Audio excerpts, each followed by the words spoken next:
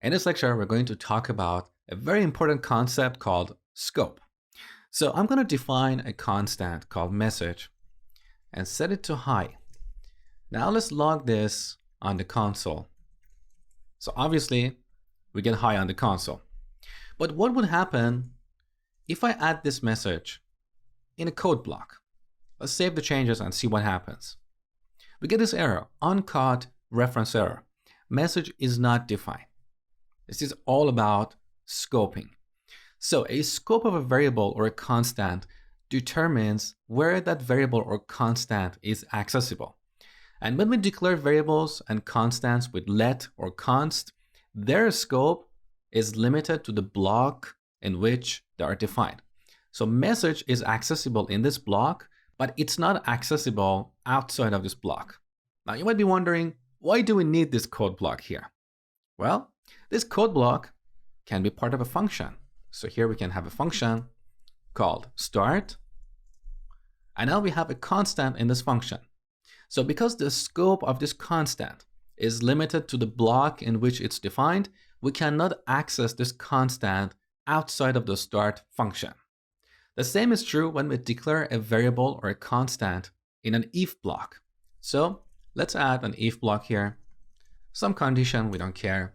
Let's declare another constant and set it to by. Now, this constant is only accessible in this block.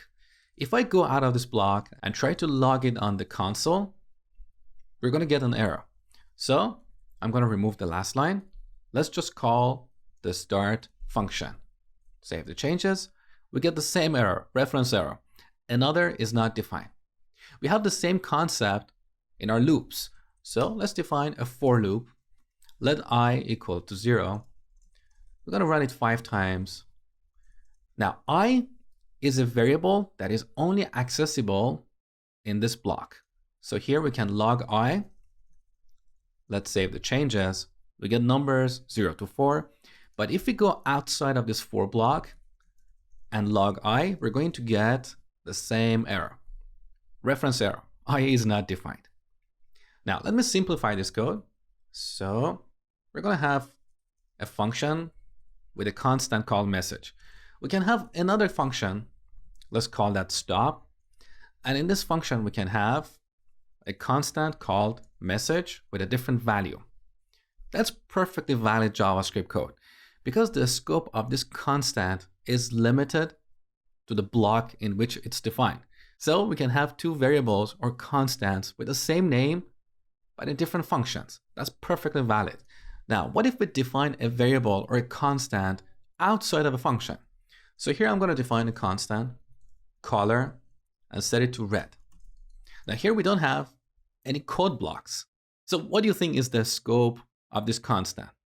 This constant has global scope. Global means this constant is accessible everywhere, globally. So we can go to the start function and log color, save the changes. You can see we have access to this constant color, right? So this constant is accessible in all the functions we have in our program. Now, what if we have a constant with the exact same name in our function? So let's take a look. I'm going to define this color constant, but set it to blue. What do you think we're going to see when I save the changes? Let's take a look. We get blue. So local variables or local constants in a function take precedence over global variables or constants. Now, in general, you should avoid defining global variables or constants. That is considered bad practice. Let me give you a metaphor. Imagine this is a toothbrush and each function is a person. You don't want to have a toothbrush that is shared between multiple people. Each person should have their own toothbrush. So you should avoid defining global variables or constants because they're accessible everywhere globally, and each function can accidentally change their value, and this will lead to all kinds of bugs and issues in our programs. Hi guys, thank you for watching my JavaScript tutorial. This tutorial is part of my JavaScript course where you will learn all the essential JavaScript features that every web and mobile application developer must know. If you're an absolute beginner or have some experience in JavaScript and are looking for a fun and in-depth course that teaches you the fundamentals of JavaScript, this course is for you. This course is also packed with tons of exercises that help you master what you learned in the course. In fact, many of these exercises are questions that come up in technical programming interviews. So if you're pursuing a job as a front-end or a back-end developer, or if you simply want to have a more in-depth understanding of JavaScript, I highly encourage you to enroll in the course.